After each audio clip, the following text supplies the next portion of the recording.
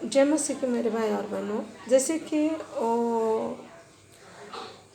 परमेश्वर को खोजने के लिए अपना ही हृदय में ज़्यादा करके भूख होनी चाहिए हमारे अंदर।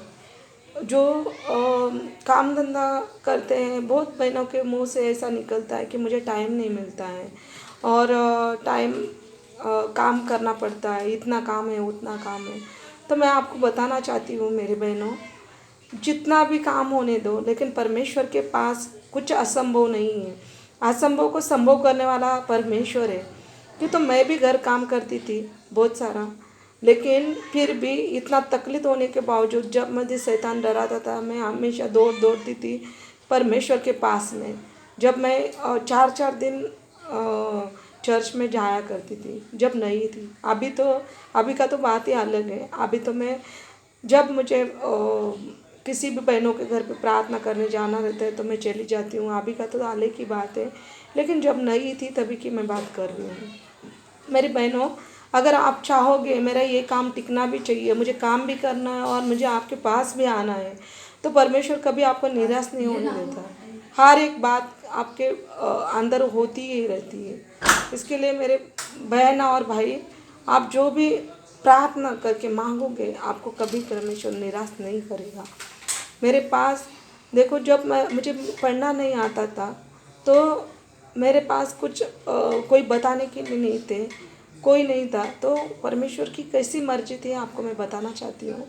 जैसे कि मेरा पास छोटा मोबाइल था, उसके उसके अंदर ना मैं यूट्यूब देख सकती थी ना कुछ कर सकती थी, लेकिन मेरे परमेश्वर की भूख बहुत मेरे अंदर थी। मैं वो छोटा मोबाइल में भी मैं परमेश्वर के गीत उधर जो गाते थे वो मैं रिकॉर्ड करके लेके आती थी और वही सुनती थी। तो परमेश्वर ने मेरे अंदर की जो भूख देखी, मेरे लिए एक मार्ग खोला और मेरा जो छोटा मोबाइल था वो बंद हो गया अपने आप। मतलब बंद मतलब आवाज़ ही नहीं आता था। हेलो हेलो करती थी, वो पानी चला गया तो आवाज़ नहीं आता था। तो एक घर पे मैं जिधर मैं खाना बनाती थी, वो बहन भी क्रिश्चियन थी, लेकिन परमेश्वर ने उसके मन में कार्य किया, उनके मन में बात किया। तो वो मेरे को ऐसा एक मोबाइल स्क्रीन टच वाला लेके आए और मुझे सीधा बोले वो मोबाइल फेंक दे और ये मोबाइल तेरे लिए अभी मैं दे रही हूँ, तू किसी को नहीं देगी, ये मोबाइल तू ही यूज़ करेगी करके ऐसा मुझे एक धर्म संकट में डालने जैसे डाल दिया उनने। क्यों, तो ये परमेश्वर की मर्जी थी। फिर मैं टेंशन करने लगी, अरे मुझे स्क्रीन टच का मोबाइल चलाना भी नहीं आता है, मैं कैसे चलाऊंगी, कैसे क्या समझूंगी, किधर भी टच होता है तो किसी को भी लग जाता है।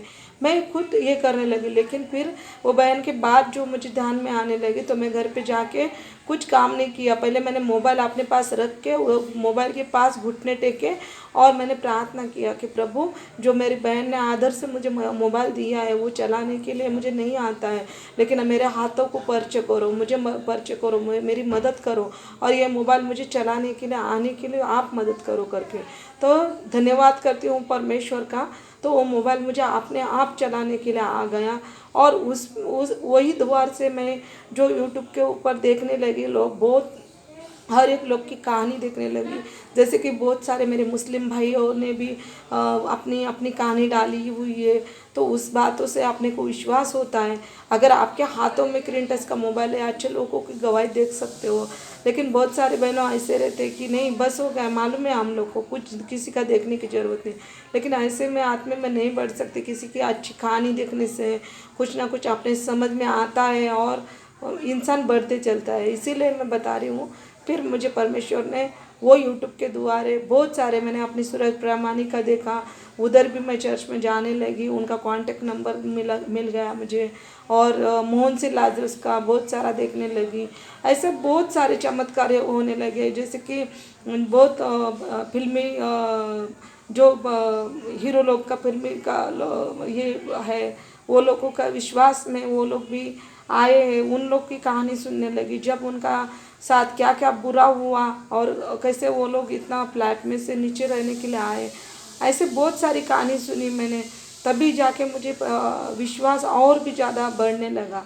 तो ऐसे ही मेरे बहन और भाई, आप भी सुनो अच्छे लोग की कहानी और सच्ची में परमेश्वर में मगन हो जाओ। जय मसीह की।